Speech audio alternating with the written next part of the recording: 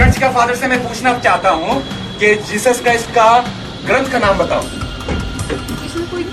ग्रंथ करके नहीं है भैया। हाँ हाँ, क्या है? गॉस्पेल ऑफ जॉन, वो सब क्या चीज है? बाइबल क्या चीज है? धार्मिक ग्रंथ है। ये कहाँ से मैन्युफैक्चर हुआ है? Just tell me. ये लास्ट एप्लीकेशन इस पे है, ये सारी आइटम यहाँ कैसे बिकेंगे? बता आप अपने स्टोर में कैसे? बिल्कुल बताइए। हलाल सर्टिफिकेशन बताना। गाड़ी से देखा पाटले फिर गया अरे सायन और जो गिरून हिंदी भाषा कौन सा भाषा? Do you think Doordarshan will do a program like this? Do you think Doordarshan is going to question the central government? Do you think the anchors on Doordarshan who are paid, I don't know, 15 crore rupees nowadays, I'm told, 15 crore rupee anchors? चुनाव पश्चिम बंगाल और असम में हालात Bharatiya Janata party के क्या है सबको पता है। तो प्रधानमंत्री नरेंद्र मोदी का दौरा लगाया गया कि भाई जाइए, और उन्होंने जाकर एक ऐसा दावा कर दिया है जिसकी अब पोल खुल गई है। लौट फिर कर वही पाकिस्तान और वही मिला दिया जाता हिंदू मुसलमान वाला, वही सारी स्थिति दोबारा से शुरू की गई। बताया गया कि असम को एक वक्त में पाकिस्तान, पूर्वी पाकिस्तान बनाने की तैयारी करी जा रही थी कांग्रेस की तरफ से आजादी से पहले। मैंने तब भी कहा था कि अगर ऐसा था तो पहले आप ये बताइए कि आपकी पार्टी, चाहे वो जनसंघ रही हो या फिर आरएसएस जो आपकी मातृ संगठन है, वो कितना एक्टिव रही थी, क्या उस पर कोई जानकारी, उस पर जानकारी दी। अब देखिए पोल खुल गई है, वो खबर आपको दिखाऊंगा। संघ से जुड़े लोग किस तरीके से बातें करते हैं और उस पर कितनी हंसी भी उड़ती है, बड़ा मजा आता है। मुस्लिम देश जब हलाल को सर्टिफाइड करने लग जाए तो बड़ी खुशी की लहर देखने को मिलती है, लेकिन जब वही अपने देश की बात होती है तो एबीवीपी यानी कि बीजेपी का छात्र संगठन के लोग क्या हलाल और झटके के बीच को लेकर तमाशा करते हैं, वो आपको दिखाऊंगा। कई और महत्वपूर्ण खबर है, जैसे बांग्लादेशी कहकर एक को पीट दिया गया, बेरहमी से उसे पीटा गया, वो था आदिवासी, उसे बांग्लादेशी बता के इतना मारा गया। मुसलमान मुक्त गांव का ऐलान किया जा रहा है। हालत देख लीजिएगा उन अंधभक्तों की जो मुस्लिम मुक्त गांव बना रहे हैं। और एक खबर जिस पर ज्यादा डिबेट नहीं की जा रही, वो खबर क्या है? वो खबर यह है दरअसल कि एक लेफ्टिनेंट साहब पकड़े गए हैं, नाम है दीपक कुमार शर्मा, जो खबर दिखाई थी हमने कल भी, उस पर कोई हो हल्ला, कोई डिबेट नहीं होती है। तो सोचिए हालात है। कई और महत्वपूर्ण खबरें भी आपको दिखाता हूं। नमस्कार, मैं हूं प्राजमल गौतम और आप देख रहे हैं the live TV. The live TV, सच सबसे आगे। सबसे पहले शुरुआत करने जा रहा हूं इस खबर के साथ। यह एक दावा किया गया था। पहला दावा क्या था? कांग्रेस असम को पाकिस्तान को देना चाहती थी। यह बात नरेंद्र मोदी साहब ने कही। नरेंद्र मोदी साहब के मुताबिक कांग्रेस असम को पाकिस्तान को देना चाहती थी। सबने कहा भाई प्रधानमंत्री कह रहे तो बड़ी बात। अशोक कुमार पांडे ने भी कहा तो कांग्रेस को रोका किसने ऐसा करने से? आरएसएस की औकात तो थी नहीं। कांग्रेस उस समय ऐसी ताकत थी कि जो चाहती आराम से कर लेती। तो ये चाहती थी गाना बेकार है। कांग्रेस चाहती थी असम को भारत में रखना चाहिए, इसलिए असम पर जिन्ना सीना कूट कर रह गए और कुछ कर नहीं पाए। दरअसल इतिहास को तोड़ मरोड़ कर पेश करने की इन लोगों की आदत है, आप सब भी जानते हैं, और वही किया गया। कांग्रेस के इस पाप की जड़ें आजादी के पहले से जुड़ी है। वो समय जब मुस्लिम लीग और अंग्रेजी हुकूमत मिलकर भारत के विभाजन की जमीन तैयार कर रहे थे, उस समय असम को भी अविभाजित बंगाल का यानी ईस्ट पाकिस्तान का हिस्सा बनाने की योजना बनाई गई थी। अब खबर क्या है? इस पर ग्रोक ने पूरी इस पर डिटेलिंग की है। अब डिटेलिंग क्या है पड़ी? The claim that Congress wanted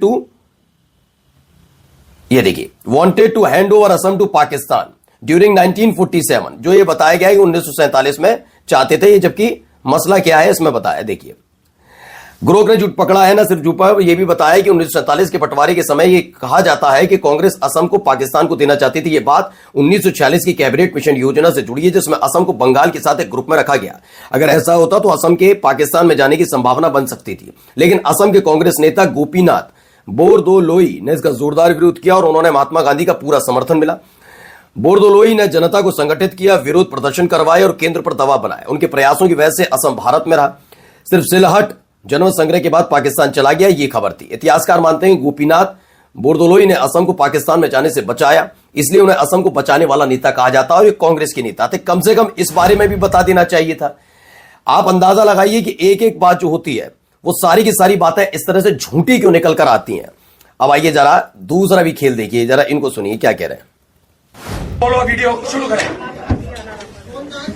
मैं ये पूछना चाहता हूँ मिस्टर फादर से, चर्च का फादर से मैं पूछना चाहता हूँ कि जीसस क्राइस्ट का ग्रंथ का नाम बताओ। ग्रंथ करके नहीं है भैया। हाँ हाँ, क्या है? द गॉस्पेल ऑफ जॉन्स, वो सब क्या चीज है? बाइबल क्या चीज है? धार्मिक ग्रंथ है। धार्मिक ग्रंथ है। ये कहाँ से मैन्युफैक्चर हुआ है? जस्ट टेल मी, कहाँ से मैन्युफैक्चर हुआ है? Of course it was not printed in India. Bharatvarsh में ये पैदा हुआ ही नहीं था। विदेशी क्रिश्चियन लोगों का, विदेशी भाषाओं का बाइबल हमारे इंडिया में चलेगा नहीं। हमारा क्या है? चारों वेद है, मनुस्मृति है, उपनिषद है। हम चारों वेद, क्रिश्चियनों का ये कह रहे हैं मनुस्मृति हमारा वेद है। मनुस्मृति के बारे में पता ही नहीं है भाई को। वेद कौन कौन से? ऋग्वेद, यजुर्वेद, ये इन सब के बारे में पता ही नहीं। मेरे भाई ने तुरंत उसे बोल दिया। अब आइए ये करेंगे तो आरएसएस के और खासतौर एबीवीपी कार्यकर्ता क्या करें, जरा सुनिए।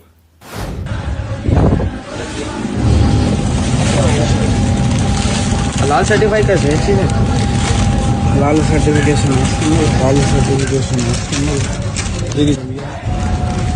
भाई मैनेजर कौन है इसका? एक बार भाई आइयो। भाई मैनेजर हो आप? इधर आओ। ये लाल सर्टिफिकेशन इस पे है, ये सारी आइटम यहाँ कैसे बिक रही है? बता आप अपने स्टोर में कैसे? बिल्कुल बताइए सर। लाल सर्टिफिकेशन बताना, मतलब बताओ पहले इसका मतलब बताओ। आप लव जिहाद को सपोर्ट करते हो? आप आतंकवाद को सपोर्ट करते हो? तुम बांग्लादेशियों को सपोर्ट करते हो? ये स्टोर बंद होएगा, ये स्टोर बंद होएगा। अब सोचिए, आज ही मैंने आपको खबर दिखाई थी थोड़ी देर पहले कि ओमान ने भारत के हलाल सर्टिफिकेट वाले चीज को मान्यता दे दी है। और यहां पर एबीवीपी जो बीजेपी का छात्र संगठन है, बीजेपी इस समय सत्ता में है, बीजेपी के छात्र संगठन के लोग ये कर रहे होते हैं। क्या कर रहे होते हैं? यहां हलाल बिकेगा। अब दोनों में से क्या बात सही मानी जाए, ये भी आप अपने अंदाजा से लगाइए कि दोनों कॉन्ट्राडिक्ट चल रही होती है। अब देखिए यहां से एक खबर, ये वीडियो दिख रही है आपको, बेरहमी से पीटा जा रहा है। गाड़ी से देखा पाटले गिर गया। अरे साइन ओढ़ पो गिर तो बेरहमी से पीटा गया, ऐसे देखिए कैसे हालात वहां पर बन गए। तुम्हारा गांव किधर है? क्या हालात बना दिए इसके। मेरा बहन को लेगा है। ഒരു പുതിയ ജീവിതം സ്വപ്നം കണ്ടാണ് ഒരാഴ്ച മുൻപ് दिख रहा है आपको कितनी बुरी तरीके से पीटा जा रहा है।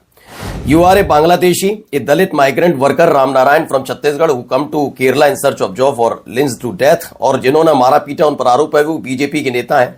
वो मारपीट कर रहे हैं, खुलकर मारपीट की जा रही है, सब कुछ खुलकर किया जा रहा है। कोई रोकथाम नहीं, कोई किसी से कोई लेना देना नहीं। आओ मारो पीटो चले जाओ। यही नहीं, यहां पर देखिए तमाशा। ये सीढ़ी पर, लकड़ी की सीढ़ी पर खड़ा हुआ व्यक्ति क्या लिखता है? मुल्ला मुक्त गांव।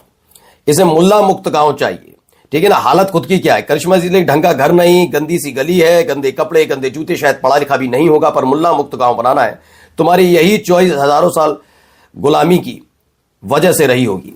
ये इन्होंने लिखा है फिलहाल करिश्मा अजीज ने। लेकिन हालात आप देखिए, सबको वही चाहिए जो एक, मैंने कहा ना, ये आप लोग सोचते हैं ना चाहिए ना, कुछ नहीं चाहिए।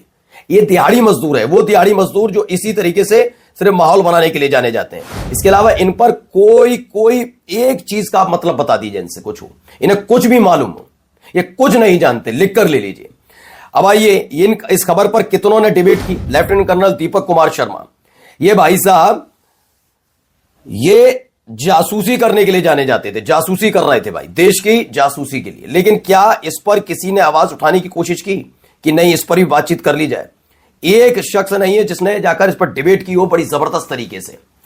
मुसलमान नहीं था, शर्मा था, मगर शर्माया नहीं। रक्षा मंत्रालय के लेफ्टिनेंट कर्नल दीपक कुमार शर्मा को रिश्वतखोरी के आरोप में रंगे हाथों गिरफ्तार किया। छापेमारी में उनके घर से 2 करोड़ 36 लाख रुपए बरामद हुए। उनकी पत्नी पर भी भ्रष्टाचार का आरोप है। ये खबर निकलकर सामने। और चलिए ये भी जरा सुनिए, बड़ी जबरदस्त debate. Do you think Doordarshan will do a program like this? Do you think Doordarshan is going to question the central government? Do you think the anchors on Doordarshan who are paid, I don't know, 15 crore rupees nowadays, I'm told, 15 crore rupee anchors paid by the government are going to ask this question tonight? They won't. They won't. We will ask the questions tonight, right? Because, you know, I don't expect a 15 crore anchor of the government to ask this question tonight. Arnab is asking this question. Arnab Goswami, गिरलिंग, सुधीर चौधरी, दूरदर्शन फिर से वही 15 करोड़ का क्या anchor ये सवाल पूछ पाएगा? ये सवाल लगातार उनकी तरफ से पूछा जा रहा है कि क्या ये हो पाएगा। और जाते जाते एक तस्वीर जरा जबरदस्त है, पहले ये वीडियो आप देख लीजिए, बहुत हंसी भी आएगी। क्या हालात है इस देश के और कौन करवा रहा है कार्यक्रम।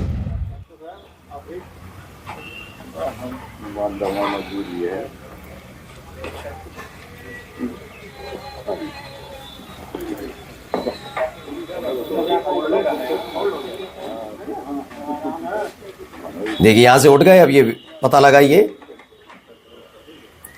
व्हील चेयर दे दी, हो गया। तो विधायक जी ने व्हील चेयर दी, फोटो खिंच